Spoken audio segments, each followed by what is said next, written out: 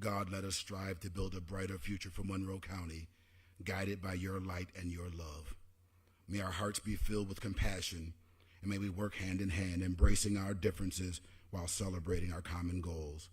And as we struggle in these tumultuous times to be one United States, let us help and hope that we can begin right here as Monroe County, one under God, indivisible, with liberty and justice for all. So hear our prayer, O Lord. Incline thine ear to us and grant us thy peace. In the name of the Father, and of the Son, and of the Holy Spirit, let us all declare, Amen. Please be seated. Ladies and gentlemen, please welcome Deputy County Executive Jeff McCann.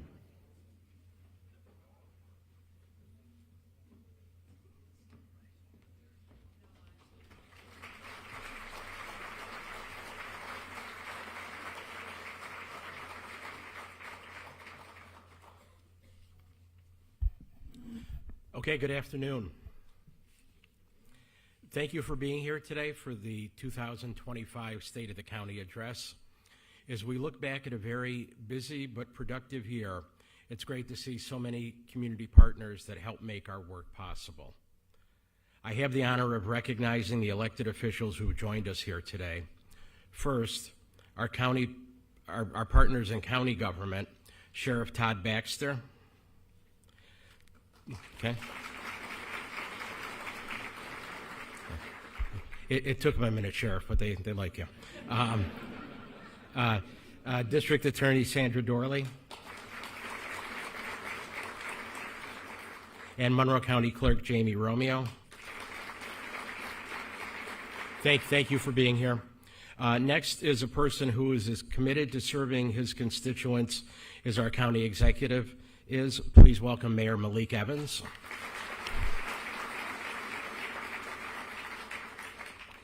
And a very special guest whose leadership has made our local court system work better for all it serves, New York State Supreme Court Justice and the Administrative Judge for the 7th Judicial District, Judge Bill Taylor.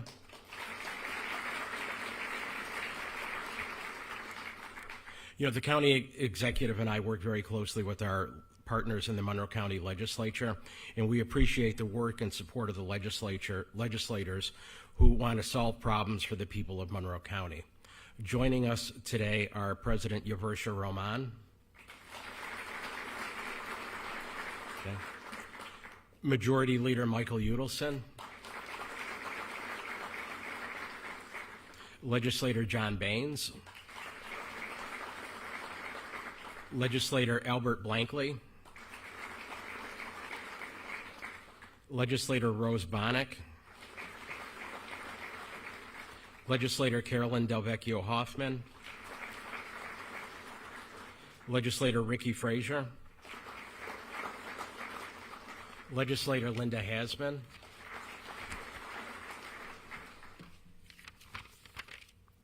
Legislator Howard Mafucci, Legislator Dave Long. We have Republican leader Steve Brew, Legislator Frank Giardi, Legislator Blake Keller, Legislator Virginia McIntyre, Legislator Rick Milne, Legislator Tom Sinclair, and Legislator Jackie Smith. And we're also joined by several town supervisors and village mayors. We've developed some great partnerships with our towns and villages and appreciate the following for joining us. Fairport Mayor Julie Domeratz, Brighton Supervisor Bill Maley, Gates Supervisor Cosmo Junta, Henrietta Supervisor Steve Schultz, Penfield Supervisor Jeff Leanhouse, Pittsford Supervisor Bill Smith, Ogden Supervisor Mike Zale, and Webster Supervisor Tom Flaherty. Again, thank you so much for being here with us today. It means so much to us to have your support as we continue to make Monroe County the best place to live, work, and raise a family. Thank you.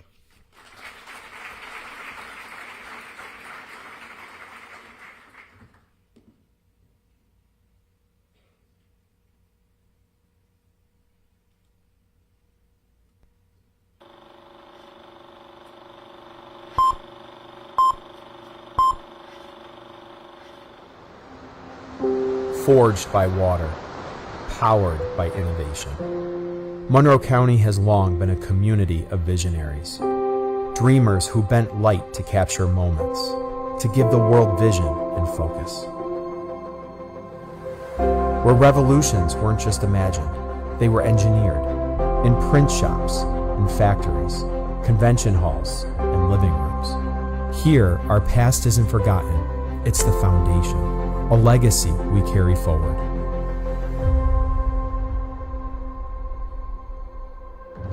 Monroe County continues to be driven by its people, challenging convention, building new pathways, and igniting progress. The spirit of invention, creativity, and resilience defines us in technology and innovation, education, and culture. We're reimagining the future by sowing seeds in a garden we may never get to see, but one we believe in all the same, and commit ourselves to focus on what matters.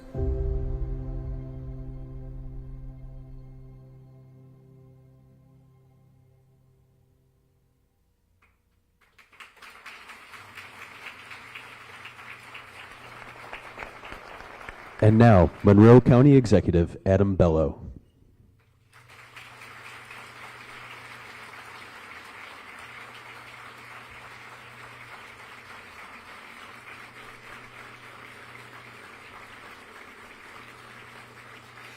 Good afternoon. Good afternoon, and thank you for joining me for the 2025 State of the County Address. I want to start by thanking the Monroe County Sheriff's Office Honor Guard for posting our nation's colors, to Army veteran and Monroe County Veteran Service Officer Matthew Murray for leading us in the Pledge of Allegiance, and to Pastor Sabrone Johnson from Greater Harvest Church for that moving invocation. I'd also like to thank Bruce Barnes and the George Eastman Museum. Thank you for hosting us here at this historic Dryden Theater, and I also would like to point out that he has graciously invited all of you to enjoy the museum at the conclusion of the speech, so thank you. We here are today in the home of someone who shaped our community's past and still defines our spirit. George Eastman was more than an inventor or businessman. He was a visionary who revolutionized how the world sees itself. And he did it by making photography accessible to everyone, not just the wealthy or professional photographers. From the hum of film production to the flash of global recognition, there was a time when Kodak was one of the most recognizable brands in the world. Eastman helped turn Rochester into a cradle of innovation. Through Eastman's innovation, he democratized a new art form and empowered storytelling in a way that no one had ever imagined. But his greatest gift wasn't the camera or the roll of film. It was the mindset that he created for our community. It was a way of thinking that says, what if? What if we could do things differently? What if we can do things better? That spirit of curiosity and courage, of challenging the status quo, still defines who we are as a community. Sure, it is the foundation of our past, but it's also the engine of our future. That same spirit can still be felt throughout our community today, in our colleges and universities, where students are launching new technologies and reshaping entire industries before they even graduate, to our medical and imaging sectors, where breakthroughs are saving lives and attracting talent from around the world. Innovation in Monroe County isn't just a chapter in our history. It's who we are, and it's the foundation of what we're made of. Innovation has helped us grow smarter. It makes us govern better and build a more equitable community. Innovation is how we tackle our biggest challenges, whether it's in public safety, public health, economic development, or infrastructure. Innovation is how we ensure that opportunity reaches every zip code in Monroe County, not just the ones with the highest median income. This afternoon, I'm going to talk about the work we've done, the strategic investments we're making, and the lasting partnerships we're creating to ensure that Monroe County remains a place where ideas are born and where our residents can thrive. We'll look at some of the ways my administration is improving neighborhoods, strengthening public safety, modernizing county government, and creating a thriving environment for our families, workers, and our businesses. We'll share how we're honoring our past while building a future that's innovative, dynamic, and resilient. The 2025 State of Monroe County is rooted in legacy, it's driven by innovation, and it's united by a belief that the best is yet to come, and it's focused on what matters: people, progress, and possibility. Now,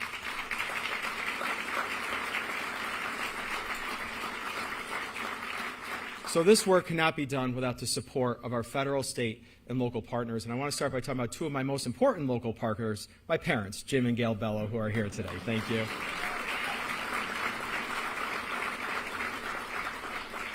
And we are really fortunate in Monroe County to have government leaders who are willing to advocate for the needs of our residents in our community.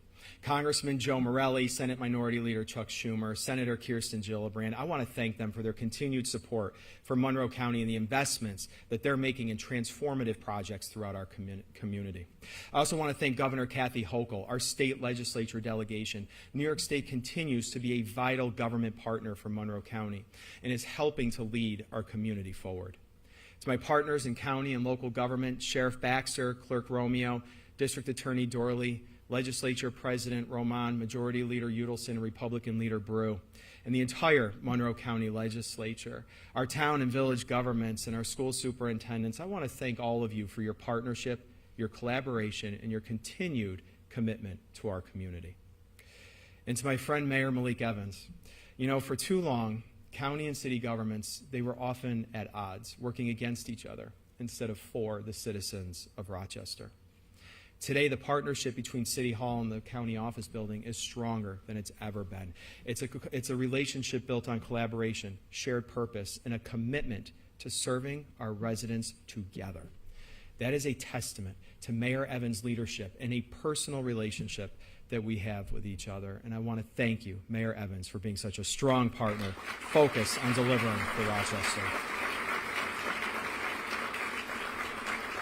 And to my team at Monroe County, led by my Deputy County Executive, Jeff McCann, Chief of Staff, Amy Grower, Assistant County Executive, Anthony Plonzinski-Figueroa, and to all my department heads, leadership teams, and to the nearly 4,000 employees who dedicate their lives to the betterment of this community. You maintain our traffic lights, you keep our county parks beautiful, you make sure our airport and other county facilities are as fine as the people who live here. You help attract business and improve job opportunities for hardworking men and women, and you ensure the health and safety of every resident in every zip code. And I want to say thank you for your work. Thank you.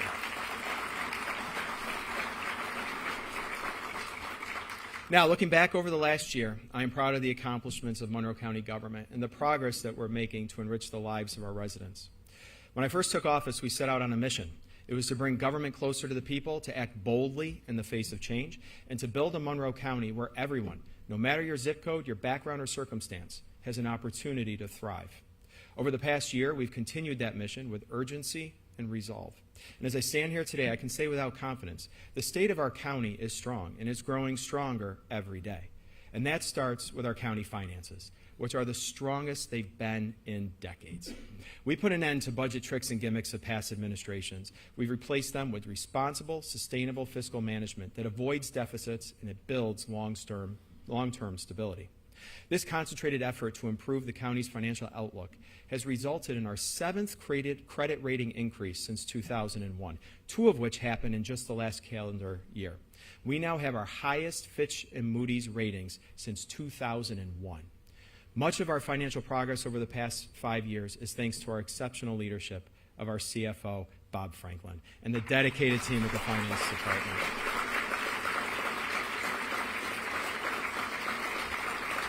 Now, county finances and bond ratings, they might not be the most exciting thing I'm going to talk about today, but they're important. They're important because a higher bond rating means the county can borrow at a lower interest rate. It makes the county's bonds more attractive for investors, which allows the county to fund all the critical investments we're talking about at a cheaper rate for Monroe County taxpayers. The work you'll hear about today doesn't happen without fiscal responsibility and financial health. When our finances are sound, we can invest in the things that matter most, like keeping our community safe. In my administration, public safety isn't just a line item, it's our priority, and one that we are addressing with urgency and innovation. In nearly every neighborhood I visit and most conversations I have with residents, public safety consistently emerges as one of the most pressing concerns. It's not enough for people to feel safe in their homes. They should be safe in their homes. Safety is the cornerstone of every thriving community. It draws in new business and fuels economic growth. It attracts new residents, and it encourages tourism. George Eastman once said, "The world is moving, and a company that contents itself with present accomplishments soon falls behind." Never has this been more true than solving today's public safety challenges and the unknown challenges of tomorrow, which require resources and innovation. They require outside-the-box thinking and leadership that's determined to be part of the solution and not just pass the blame off to somebody else. The implementation of the centralized arraignment park court, which was included in my 2025 budget and launched just a few months ago, has strengthened our criminal justice system by streamlining a process with the goal of getting our law enforcement officers back on patrol faster. There are 19 town courts, 2 village courts, and a city court, with 47 town and village justices and 10 city court justices solely in Monroe County, all of which operated separately and held as-needed daily arraignments. The previous arraignment process placed a heavy burden on local court staff, police departments, and other law enforcement agencies. Under the old model, officers had to book individuals in the respective towns and villages, and they'd wait, sometimes for hours, for a judge to arrive for arraignment. The system was inefficient, and it was a relic of times past. Every time an officer made an arrest anywhere in Monroe County's 23 jurisdictions, they were pulled off the streets, they're waiting for the bureaucratic process to catch up, and it leaves fewer officers available to patrol and respond to emergencies. The centralized arraignment park court changes all of that. By operating out of the Monroe County Jail and the county court and relying on professionally trained jail deputies for supervision, we save both time and taxpayer dollars. Most importantly, it works to get our officers back on duty faster, back in our neighborhoods where we need them most. This new court also balances the scale of justice. With 2 scheduled arraignment sessions every day, individuals will see a judge quickly, gain more immediate access to services and programs offered through the county jail. But don't just take my word for it. Law enforcement leaders, judges, defense attorneys, and prosecutors alike have praised this new approach. And why? Because it's efficient, because it's fair, and it works. Out of the gate, I think it's been a great success. We started on March 31st. We've done about 1,300 arraignments. 30% of those arraignments have been felony cases. We've issued about, in the central arraignment part, I think around 370 orders of protection. And that's just demonstrates the work. It's been a month and a half only that we've been working, and that just shows the volume. The CAP went to work, and it went to work right away. And again, I think it's making the justice system work better for everyone. Thank you, Judge Taylor. Judge Taylor is here today. Thank you, Judge Taylor, for your leadership and your partnership in this implementation. Judge, this truly is a milestone accomplishment for our criminal justice system, and it wouldn't be possible, Judge, without your work and collaboration. I also want to thank Sheriff Baxter, District Attorney Dorley, Public Defender Sianka, and all of our local chiefs of police for their support and advocacy of the CAP Court. This is a shining example of what happens when government, law enforcement, and the justice system all work together to deliver real solutions for our community. Later this year, we anticipate the opening of the Regional Investigative Operations Center, a real-time crime center that leverages advanced technology to support and coordinate criminal investigations across jurisdictions. The REOC was part of a historic $7.3 million investment in the Monroe County Sheriff's Office that Sheriff Baxter and I announced together, and has the capability to detect and respond to criminal activity as it unfolds, providing law enforcement with critical, time-sensitive information. The REOC is a 21st century public safety facility that will be better coordinate the constant change of threats to the public. It will enable our law enforcement officers to be more nimble, drive coordination amongst multi-jurisdictional crimes, and it will bring accountability to those doing harm. Simply put, the REOC will give our law enforcement officers the tools that they need and the ability to adjust to the challenges they face every day. This cutting-edge resource will soon be available to all law enforcement agencies throughout Monroe County, strengthening our collective ability to keep communities safe. Over the past year, we've also continued to improve and expand the Juvenile Enhanced Diversion Stabilization Program, our JEDS program, an innovative model of smart justice for youth-aged offenders. Now, when a young person is arrested, we don't wait weeks or months to act. We have to act immediately. We assess, we support, we stabilize, and the results of our efforts are staggering. Since its inception, 84% of participants successfully complete the diversion program, compared to just 36% statewide. And the reoffense rate has dropped to just 3% in Monroe County. Now,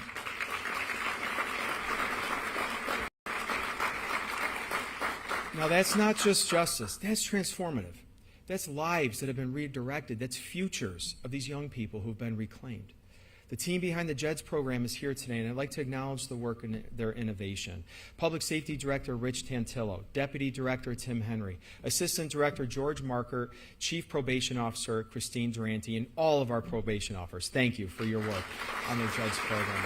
They are the backbone carrying out this work. Now, in Monroe County, we're not just fighting crime.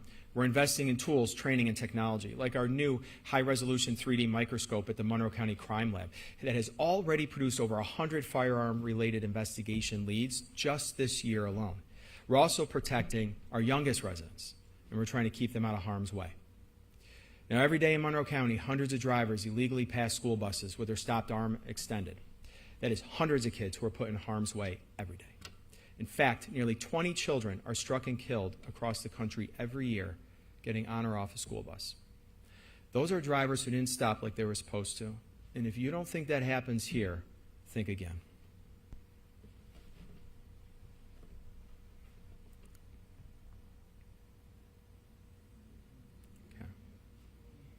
Okay. This is dangerous, and it's unacceptable, so we're taking action. Our school bus safety program, launched in partnership with Bus Patrol, has so far issued more than 12,000 citations in our 4 partner school districts, Greece, East Irondequoit, Webster, and Hilton, holding drivers accountable and protecting our kids. This program is about providing peace of mind for our parents and caregivers, teachers, and school staff, and it's also for our bus drivers. It's been a significant improvement watching the general public as a whole. You're sitting in the driver's seat and you see these people, as soon as you turn your yellows on, it's like a little apprehension. They slow down, and then when you turn the reds on, everyone knows that, okay, I must immediately stop. If you know that there's going to be a ticket, then you're less likely to run our reds. Having that accountability gives me peace of mind, and it's gratifying in the fact that, when you get the child done at the end of the day, if you can give them a few moments of kindness, solitude. It's a safe zone. When I get off the bus, I don't know what happens in their homes or in their communities, but on my bus, every student is safe. And I love the fact that I can ensure that they are safe. Very cool. So thank you, Randy Beatty and David Richardson of the Greece Central School District, for keeping our youngest residents safe. Best of all, and all the other school districts that participate as well, and best of all, the program is entirely violator funded as well. Not a penny of taxpayer money goes into this for Monroe County. I want to thank Christina Doherty, Chuck Johnson, and our dedicated public safety team who have made our roadways and our bus crossings safer with the implementation of this program. Not only are we improving our crossings at the school bus stops, we're also committed to improving traffic and pedestrian safety for all Monroe County residents, launching New York State's first ever community traffic safety team. Now, on average, 47 people are killed in traffic crashes on roads throughout Monroe County every year, and more than 5,000 are injured. Composed of the Monroe County Departments of Public Safety, Transportation, and Planning and Development Department, the CTST has worked collaboratively with federal, state, and local governments, law enforcement, nonprofit organizations, and neighborhood associations to tackle traffic safety issues across our community. Since its launch in October, the CTST has received input and reports from over 330 Monroe County residents, alerting us to dangerous traffic and pedestrian crossing, roadways, and more. This is how government listens, leads, and adapts to new challenges and threats to public safety. As George Eastman once wrote, a good reputation is measured by how much you can improve the lives of others. Now, it's often said that public safety and public health, they go hand in hand and are critical to improving the lives of others. This year, our commitment to community wellness has reached new heights, and it starts with our support of innovative new EMS programs and initiatives. Emergency medical service providers are often the first stop in the healthcare continuum. The quality of our pre-hospital care can make a life or death difference for Monroe County residents. Rapid response times, fully equipped ambulances, and well-trained paramedics and EMTs are the hallmarks of a highly functioning EMS system. We are fortunate to have outstanding EMS providers in our cities and in our city and towns. 17 agencies, both volunteer and paid. Many are responding with fire departments, answering 150,000 911 calls each year. The system works well, but in high-demand environments such as ours, there's always room for improvement. There are times when the system is overloaded with calls on one side of the county, leaving patients on the other side waiting for care. There are busy emergency departments causing EMS providers to have to wait with patients rather than getting back out on the road to take more calls. Wait times can negatively impact a patient's health outcome, especially with critical calls like a heart attack or a stroke, when every second counts. As with any healthcare organization, EMS providers, they collect an awful lot of data, more than 1,000 data points per call. Across 17 agencies and 150,000 service calls, that is an extraordinary amount of data that right now it cannot really be used in any systemic or meaningful way. That is all about to change. Thanks to Tim Henry, Tim Sopransky, and the team at the Office of Emergency Management, Monroe County was awarded a highly competitive EMS Innovation Grant from the State Bureau of EMS and Trauma. This $500,000 grant will help us take all of this data and create a real-time dashboard of our county-wide EMS system. The dashboard will alert 911 dispatchers when there are potential coverage gaps so that ambulances can be proactively deployed to busier locations. Emergency department staff will be notified when ambulance wait times are too long so additional support can be called in and EMS providers can get released back out onto the road. The data collection dashboard will also improve patient care. ED personnel will see ambulance arrival times in advance so they can better prepare for all those incoming patients.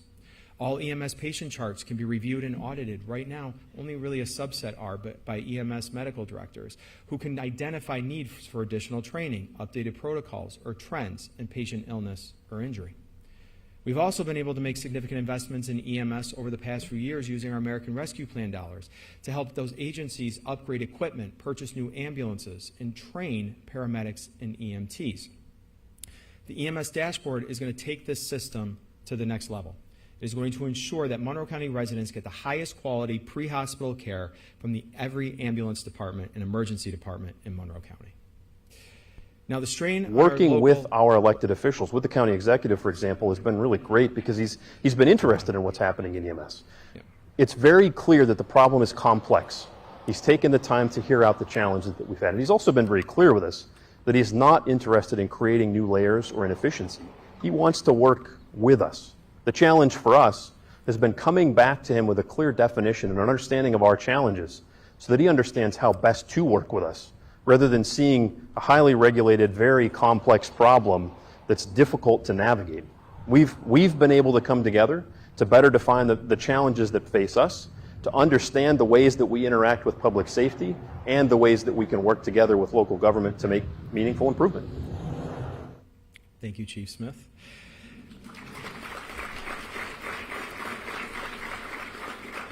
Now, the strain on our local healthcare system hasn't just impacted EMS and medical service providers. It's also felt in our local hospital systems, too. Now, for too long, our region has suffered from a shortage of acute care beds and overcrowded emergency departments. Every day, these systems are caring for dozens of patients who no longer need to be in an acute care setting, but remain hospitalized because they lack an appropriate alternative level of care.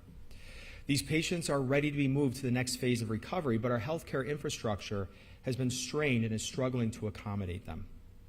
At the heart of this challenge is the critical need for effective and reliable process to transition patients from hospitals to skilled nursing facilities.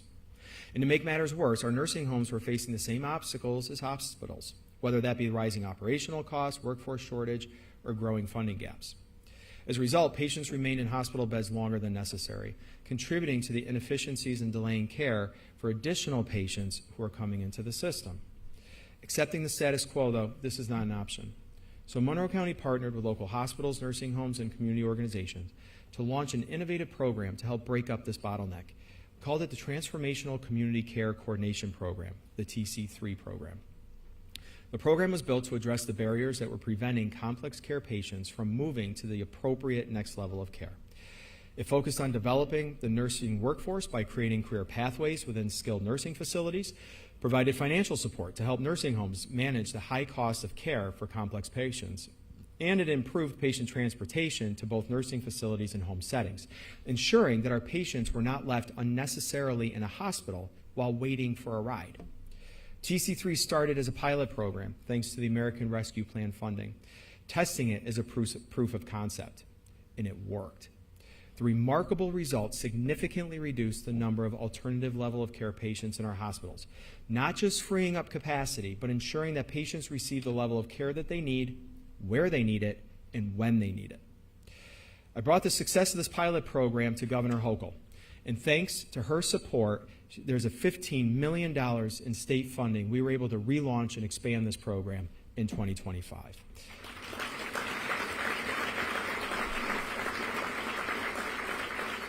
And I want to thank Governor Hochul and our state legislature delegation who fought for the TC3 program to be included in the budget. This investment is good for our healthcare systems. It will be transformative for the thousands of patients and families who count on it. TC3 means faster transitions, better care, and healthier outcomes. Now, since becoming county executive in 2020, I have never hesitated to confront the shortcomings of county government head on. And I challenge my leadership team to find bold and effective solutions. One of the most significant challenges we currently face is in our medical examiner's office, one that directly affects the quality of work, the ability to recruit and retain staff, and the timeliness of our findings. Now, historically, the Office of Medical Examiner has been underfunded, making it difficult for us to recruit, retain staff, particularly pathologists. Currently, the ME's office has 3 full-time pathologists who are responsible for handling roughly 4,000 cases a year. To meet national accreditation standards, each doctor should ideally manage fewer than 250 cases a year, with an absolute maximum of 350. We're operating at nearly 4 times that level. This is a situation that would be considered unmanageable by virtually any profession. The seriousness of this challenge doesn't just impact recruitment, it affects case turnaround times as well. Too few doctors and too many cases means it takes far too long to close out a case. Doctors are asked to do too much and families have to wait too long for a result. Our doctors are working every case to the best of their ability. However, with the current staffing and caseloads, it's just simply too long. This is not fair to the staff at the ME's office, and most importantly, though, it's not fair to our families and loved ones in our community who are waiting for an ME's report and the ME's findings. No one should have to wait 6 months, a year, or longer to find out what happened to their mother or father, their sister or brother, their daughter or their son. It's unacceptable, and I am committed to making sure that we change it. Just last night, I submitted a referral to the county legislature to strengthen staffing in the medical examiner's office and to address our ongoing recruitment and retention challenges.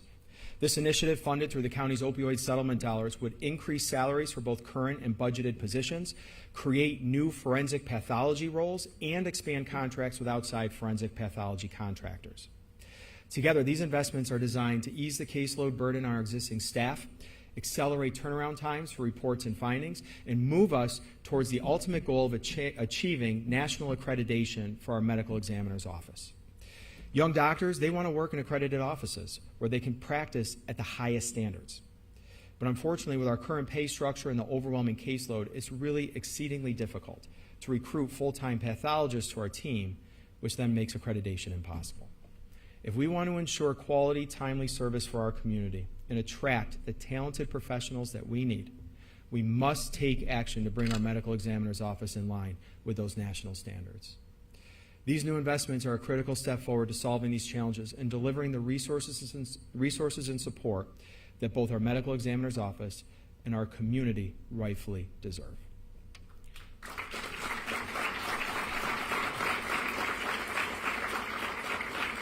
We also continue to face the opioid epidemic. This is a crisis that's touched neighborhoods and communities in every corner of Monroe County. Our impact team has boots on the ground every day, installing over 600 naloxone boxes and distributing more than 35,000 naloxone kits. They're working with local high schools to educate young people about the dangers of experimenting with illicit substances in an effort to prevent substance use disorder from developing.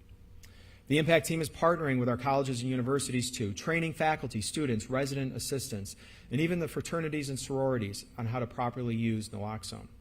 And new this year, we've launched the Call to Action campaign, a series of public service announcements and advertisements funded by opioid settlement dollars. This campaign is simple: reduce the stigma surrounding substance use disorder, increase public awareness of naloxone availability and fentanyl contamination in all street drugs, and to share real stories from those who are impacted by substance use disorder. When we learned that naloxone boxes were available from the county, we immediately got on the wait list for it. We have decided to have the naloxone boxes both inside of our facility as well as outside of our facility. We want not only our members to have access to it, but our community at large. We all have the ability to help someone who is experiencing an overdose. Get your naloxone today. All right, I want to thank Dr. Mary Elena Velez de Brown, our Commissioner of Public Health, Dr. Tisha Smith, our Addiction Service Director, and really our entire impact team for their commitment to this life-saving work. Thank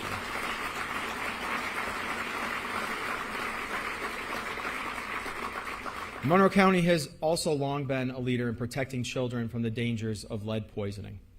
Thanks to years of coordinated work by our Department of Public Health, in partnership with the City of Rochester, healthcare providers, and community organizations, we've reduced elevated blood lead levels by more than 90% since the late 1990s. But our work is sadly far from done. Just last year, 241 children, mostly in Rochester's most vulnerable neighborhoods, were still diagnosed with lead poisoning. It's unacceptable. The threat persists because Rochester has one of the oldest housing stocks in the nation. Nearly 90% of the homes were built before lead paint was banned. And so we're responding with action. With more than $5.7 million in grant funding, Monroe County has launched a three-part strategy to help prevent lead exposure before it happens: a lead rental registry, a leading in lead prevention pilot program that invests in $40,000 per unit in home safety upgrades, and enhanced education and case management for families. And I want to thank my team, Star O'Neill, and the team at the Monroe County Department of Public Health for their efforts to work towards a future where no child in Monroe County is harmed by lead. Thank you, Star.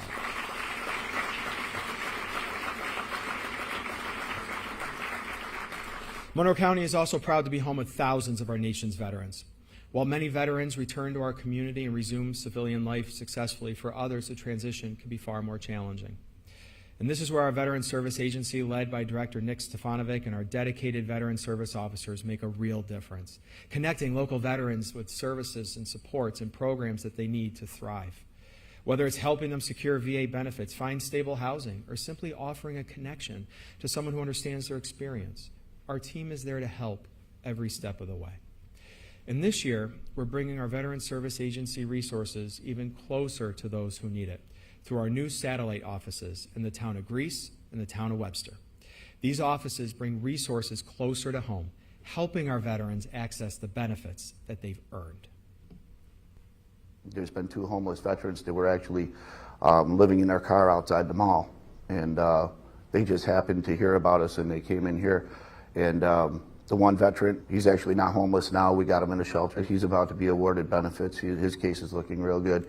And the other veteran, he's working full-time now too. So, you know, this isn't just a job for us. It's almost like a life mission. You know, in the military, they say no one left behind, no man left behind. But I always say, you know, the day you're discharged from the military, that doesn't stop. You know, that keeps going.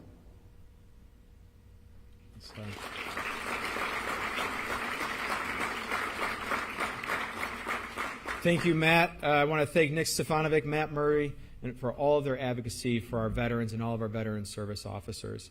Both the Greece and Webster offices double as satellite offices for our Office of the Aging as well, also bringing those services closer to our older residents. Many part-time workers in Monroe County face a difficult choice.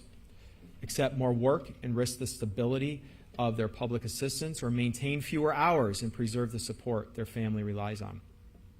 The perception of a benefits cliff sometimes creates hesitation towards pursuing greater earnings, a job promotion, or even long-term financial stability, which can undermine a family's ultimate path toward independence, and that should never happen. Our track record of innovating has earned us the trust of New York State, which has just awarded Monroe County a $3 million grant to create a Monroe Ladder program, a pilot project to help examine this issue. The goal of the program is to gain deeper insights into how the benefits cliff impacts employers, workers, and their families. The work will support families to participate in the project by providing personalized, accurate information towards their employment decisions, as well as support and financial counseling towards economic stability and self-sufficiency. This pilot would not be possible without the support of Governor Hochul and the leadership of the Monroe County Department of Human Services Commissioner Thalia Wright and our Deputy Commissioner Denise Reed and our entire DHS team. So thank you, team, for your work. And to further advance our child poverty reduction efforts and expand opportunities for Rochester families, Mayor Evans and I worked together to secure $25 million in state funding to support local poverty programs. This initiative will draw on successful models that provide families with direct help today and greater economic opportunity for the future. From case management and individualized and targeted financial support and counseling to mentoring programs and mental and physical health care, this funding will be part of the hand up that these families need to lift themselves out of poverty and create generational change. Now, of course, lasting progress against poverty depends on more than just direct support. It requires building a strong, inclusive economy where all residents can access good jobs and opportunity. We remain sharply focused on economic and workforce development because we know that the best way for Monroe County residents to thrive and prosper is to have stable, meaningful, good-paying jobs. A flourishing local economy means people are working, spending, growing our tax base. Now, my administration and our partners are determined to support local businesses with the tools that they need to succeed and to keep this county moving forward. So I want to start with Comida investments. The industrial development agencies were created by New York State with the express purpose of creating and retaining jobs to reduce unemployment and prevent economic decline. I am proud to report that despite the upheaval of the global pandemic and the ongoing economic uncertainty, my administration has fueled a period of historic growth. In the past 5 years, 216 Comida-backed projects have delivered over $4.3 billion in capital investments with over 5,800 new jobs and 6,800 retained jobs. We focus on what matters, and we're seeing results.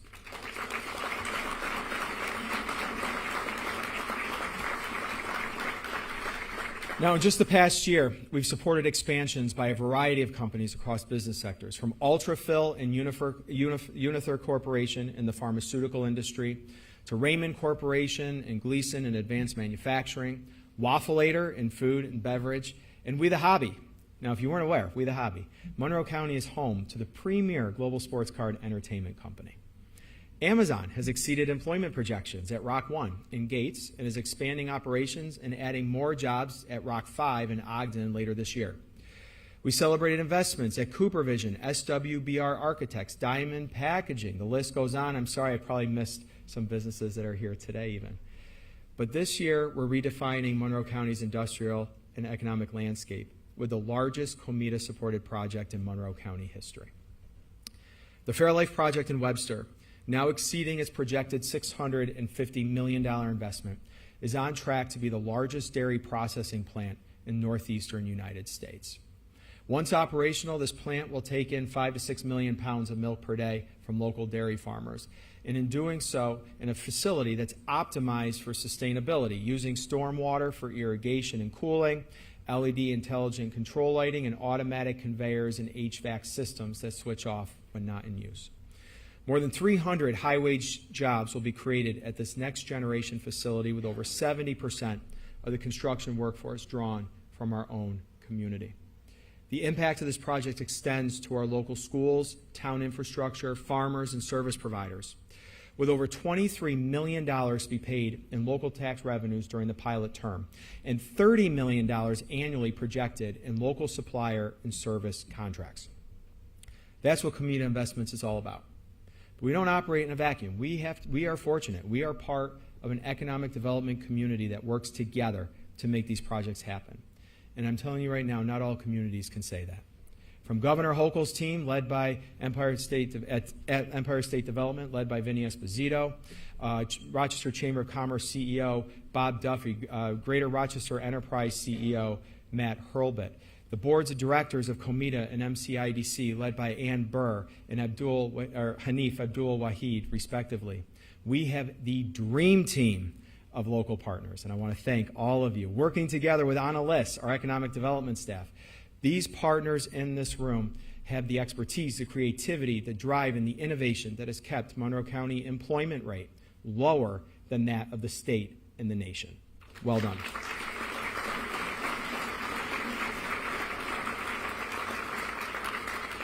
But it's not just about the big projects and the major employers. Small businesses are the backbone of our local economy, and the entrepreneurs and small business owners, they need help as well, whether trying to expand or bridging an unforeseen gap. A lack of access to capital has been a problem for small business owners of color in particular.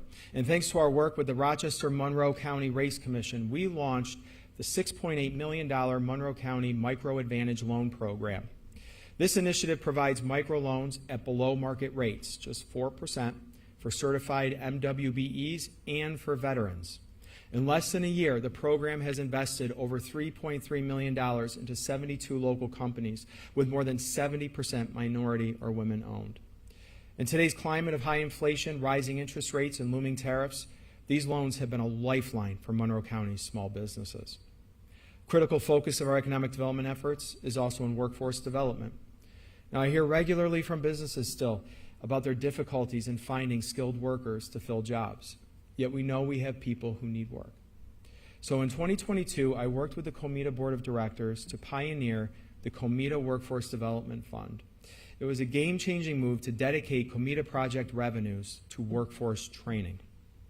Since its inception, Comida has invested nearly $7 million into 16 innovative programs, resulting in training and credentialing for over 4,000 job seekers. From the TRACS program, which builds a diverse union pipeline, to the building trades, to the young adult manufacturing and training employment program to retain, our unique graduate retention program. These investments are not just helping people find jobs, they're building long-term careers.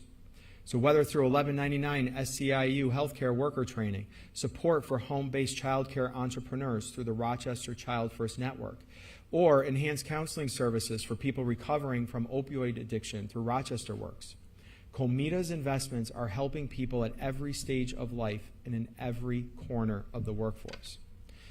And we also cannot forget the impact that Monroe Community College has in developing our workforce. And I'd like to thank my friend, Dr. Deanna Burton-Anna, for her leadership and her partnership in readying the workforce of tomorrow.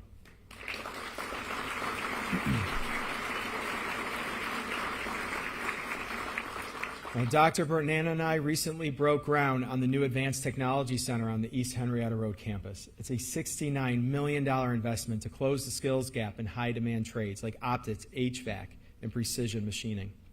Empower, our innovative workforce development initiative with MCC that provides industry-led training for job seekers and incumbent workers. It's resulted in more than 3,200 people upgrading their skills to meet market demands. These efforts are complemented by standout programs like the Monroe County Finger Lakes Apex Accelerator, connecting local businesses with government contracting opportunities. And this is another program that is really working well. Local businesses have landed nearly $1.1 billion in contracts over the last 5 years. Now, this program has been so successful that we just learned this week that our Apex program will be expanding to serve Erie and Niagara counties. The Apex Accelerator, which is hosted by Comida and located within our Department of Planning and Development, will now cover 13 counties across the Finger Lakes Central and Western New York region, including the entire New York Smart I-Corridor Tech Hub. Now, this is significant because it will bring exciting opportunities to Monroe County businesses by allowing them to tap into that tech hub momentum. So I want to congratulate our economic development and Apex teams. You are doing a great job, and you know you're doing a great job when someone steps in and says, we want you to do more. So congratulations, guys. Congratulations. Now, economic development is a continuum, and sometimes we have to be prepared to support projects before they even start. Our area's largest employer, the University of Rochester Medical Center, they're undergoing major renovations to Strong Memorial Hospital. Now, if you've been to that campus recently, you know that they have been very creative in their use of limited space. This new project will triple the size of the emergency department and construct a new patient care tower with more than 200 examination and treatment rooms and an inpatient facility with 100 new private rooms. These renovations will be good for our entire community. It will reduce both bed shortages and ED overcrowding and improve patient care. But it was also going to put significant pressure on the county's wastewater utility infrastructure. So thanks to a long history of partnership, I worked with URMC leadership on an agreement to share the cost of a 34-foot deep submersible pump station that will handle 3.5 million gallons of wastewater and connect to our existing sewer line. This is a win-win resolution that's going to add capacity to our system, to our infrastructure, and is going to benefit both the county and URMC for years to come. And that's really what we mean by focusing on what matters for our residents. Our economic and workforce development agenda, it's not just about breaking ground. It's about building futures. And as we look ahead, the opportunities are really endless. We're laying the groundwork for Monroe County to lead New York and the nation into the next era of economic excellence. And I want to talk about one way we're going to jumpstart this new era, and that's through the development of the Multimodal Freight Initiative, or MMFI. Monroe County continues to be a leader in manufacturing, and specifically in optics, photonics, food and agricultural processing, and precision instruments. Ensuring these sectors continue to grow and thrive is critical to the county's future economic success.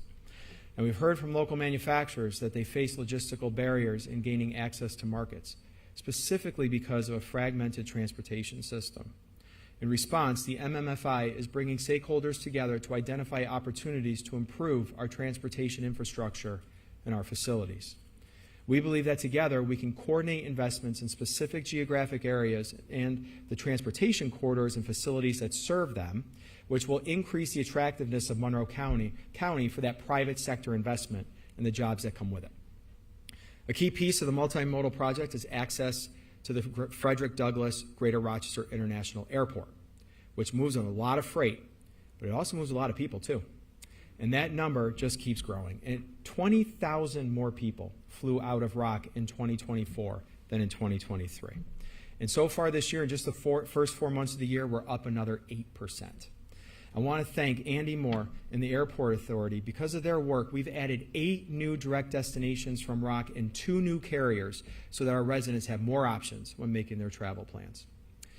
Now, if you haven't flown out of Rock lately, I encourage you to give it a try. Not only are you going to be able to park more easily due to our new lighted place finding system, but you're going to be impressed with the family-friendly amenities and the new veterans area that pays a moving tribute to our local vets.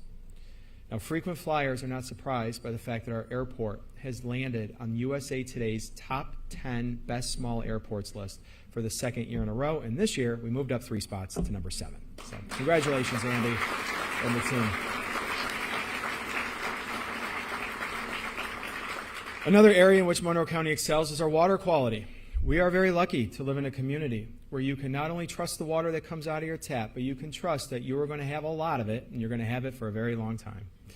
Now, this is not something that previous county executives and managers had to think about, but the fact that Monroe County may be a refuge from the effects of climate change, partly because of our easy access to clean water, is a very real one.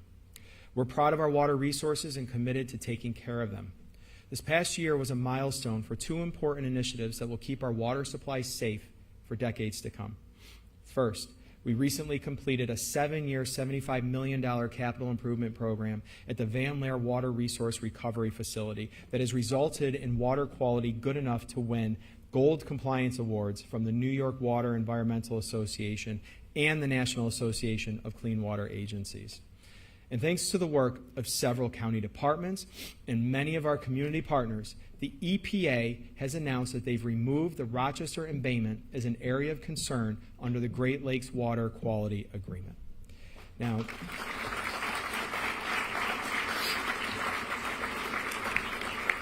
Now, you know government likes its acronyms. I hate our acronyms, but we love acronyms. The development of our CSOAP, for the CSOAP, the Combined Sewer Overflow Abatement Program. And it's 35 miles of deep rock tunnels. Those tunnels can store 175 million gallons of storm and wastewater for treatment.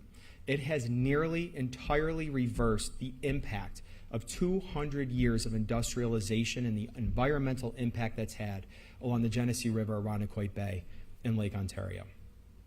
Now, with apologies to DES Director Mike Garland and his team, these projects are not likely to blow up the internet or inspire any TikTok videos today.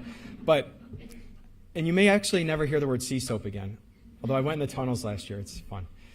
But the difference in these initiatives are going to make in the future of Monroe County, the ability for future generations to live here because the water is safe, the environment is clean, is monumental. And as we think about the future generations here living here, I also want to talk about housing. Across the country, governments are struggling to provide more housing options for people that won't break the bank. The Monroe County Legislature last night approved a package of housing programs that I submitted that will make it easier for low-income and first-time homebuyers to take part in the American dream of home ownership. This includes nearly $1.8 million to rehab houses throughout the county that will be made available to qualified homebuyers, and another $660,000 to help with down payment costs and housing counseling. We're also partnering with CDS Monarch to develop 69 supportive housing units in Fairport for low-income seniors and with rural housing opportunities to provide funding for homeowners to make necessary home repairs that they would otherwise be unable to afford. Together with the steps we're taking to help renters and landlords with eviction diversion, rental arrears, and property improvement grants, we are making sure that more county residents have safe and healthy housing to improve their quality of life.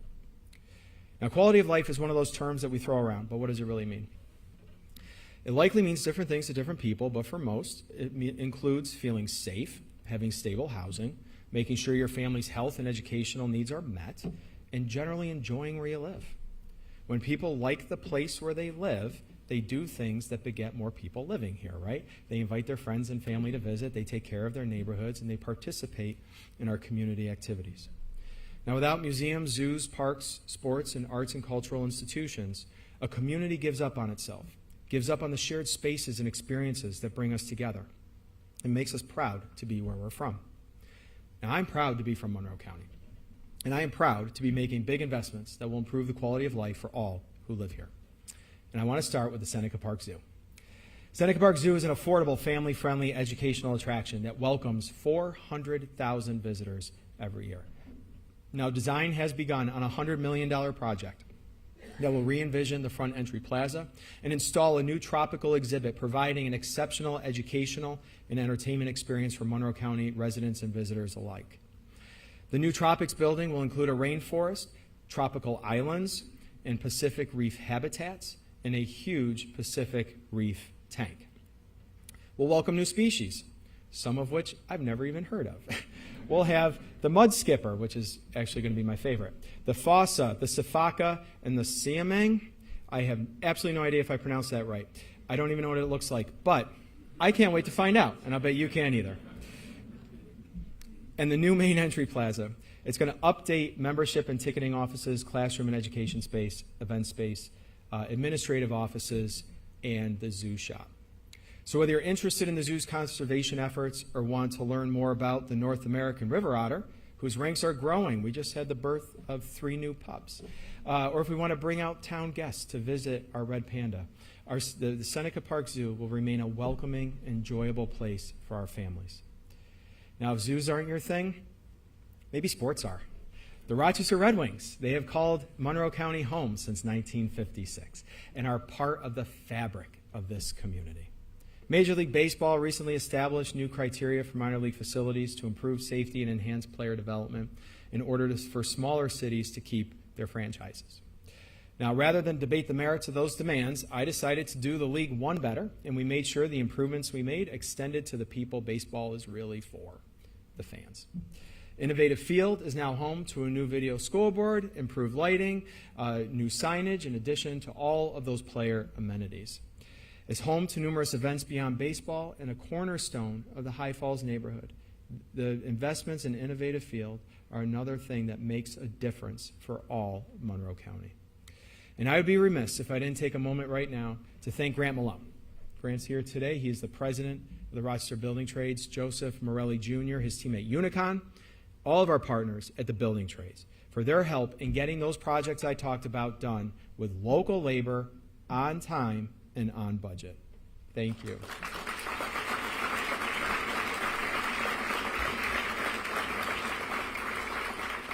We have worked with the trades on 6 project labor agreements in my time in office, from Innovative Field to the Advanced Technology Center and the airport. And we have proven that PLAs are an effective way to keep people working while providing a great value for our taxpayers.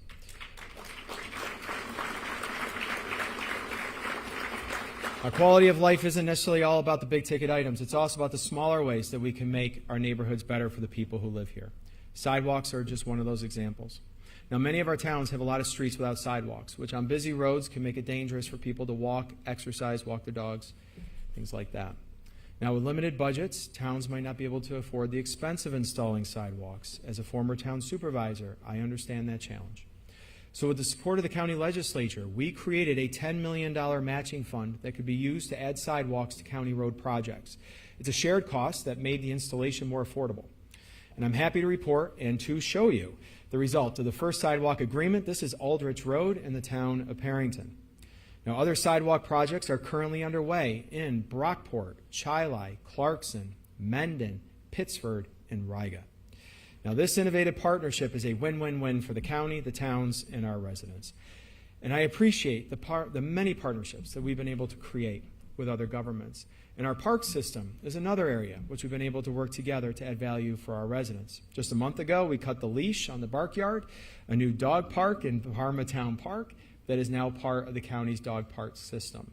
We collaborated with the town of Perrington on a state swims grant, bolstering the number of lifeguards who will be hired at both Ontario Beach Park and the Perrington Aquatic Center.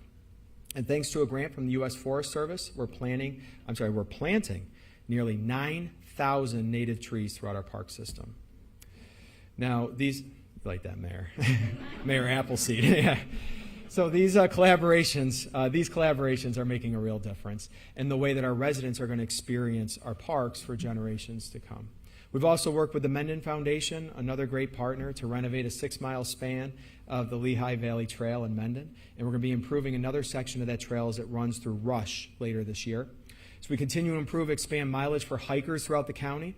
We're soon going to add more trails at Northampton, Grease Canal, and at Abraham Lincoln Parks. Parks are often thought as the great equalizer. No matter where you live, what your background is, how much money you have, how old you are, our parks are for you. But there are groups that have limited ability to enjoy our parks, and that includes individuals with disabilities. So that's why a big part of my Go Outside Monroe initiative involves improving accessibility in our parks. And I'd like to thank Parks Director Pat Meredith, Bob Kiley, and his whole team for making that happen.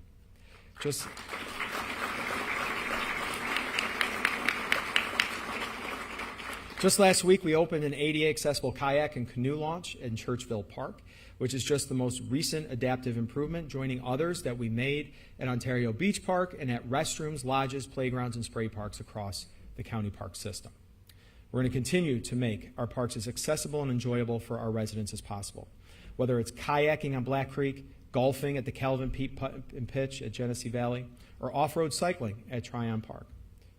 Now, for those of you who like to bicycle on pavement, whether for exercise or transportation, we're also trying to make that experience safer and more attractive for you as well. We've done that by adding bike lanes in Brighton, Henrietta, and Greece, and we're investing in new bike lanes in the towns of Irondequoit and Pittsford this year. With more people choosing alternative forms of transportation, it is important that we provide them with the same level of safety that we do for motorists and pedestrians. Now, it's hard to believe, but we have already started work on the 2026 budget.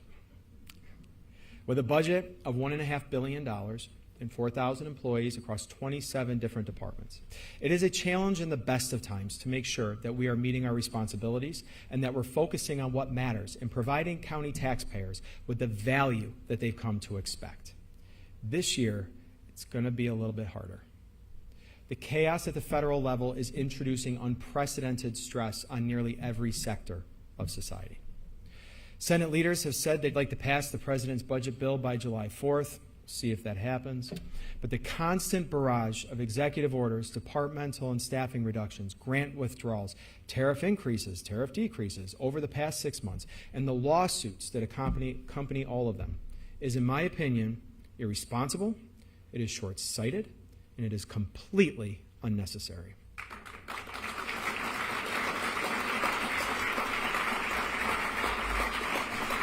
Now, it's often said that the markets like stability, but really don't we all? And it's for good reason. These orders, the eliminations, the reductions, the reinstatements, the reversals, these aren't just news stories or business as usual in Washington. These affect real people. They affect business owners who don't know how much product to buy or sell and how many workers they need. Nonprofit leaders don't know if their programs are going to be funded, how many people they're going to be able to serve, how many staff they need. People who are directly dependent on federal assistance, whether it's through Medicaid or Medicare, housing vouchers, food aid, special education, they don't know how to budget, they don't know what to plan for. And this insecurity also impacts local governments like Monroe County. Not only are we in danger of our $150 million in funding that we receive from the federal government for initiatives that I talked about today, from lead paint poisoning prevention to addiction services to job training, traffic safety, but we may also see an increase in the number of people who come to us for that very help because their benefits have been cut. So it's a double whammy. As this budget year unfolds, and we are more clear on what the changes are that the federal level really mean for Monroe County residents, there is one promise that I am going to make to you, that we are going to stay focused on what matters, and there will be no chaos. What problems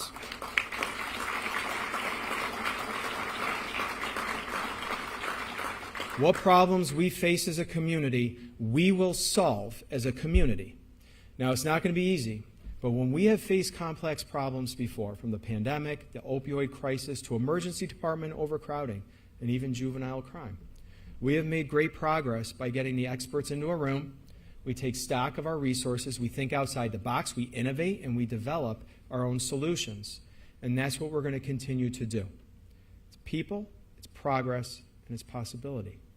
These aren't just words. This is our North Star.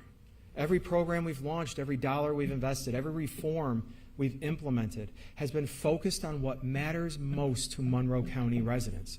Because the strength of Monroe County isn't found in government buildings or in the budget books. It's found in our people. It's found in the bus driver, making sure that every child gets to school safely. In the paramedic administering Narcan in a life or death moment. In the small business owner hiring her first employee. In the young person getting back on track with the proper guidance and support. That's what this work is all about. And it's why I am hopeful about the future. The state of the county is strong because the people of Monroe County are strong. And as long as we stay focused on what matters, our best days are yet to come. Thank you. God bless you, and may God continue to bless Monroe County. Thank you.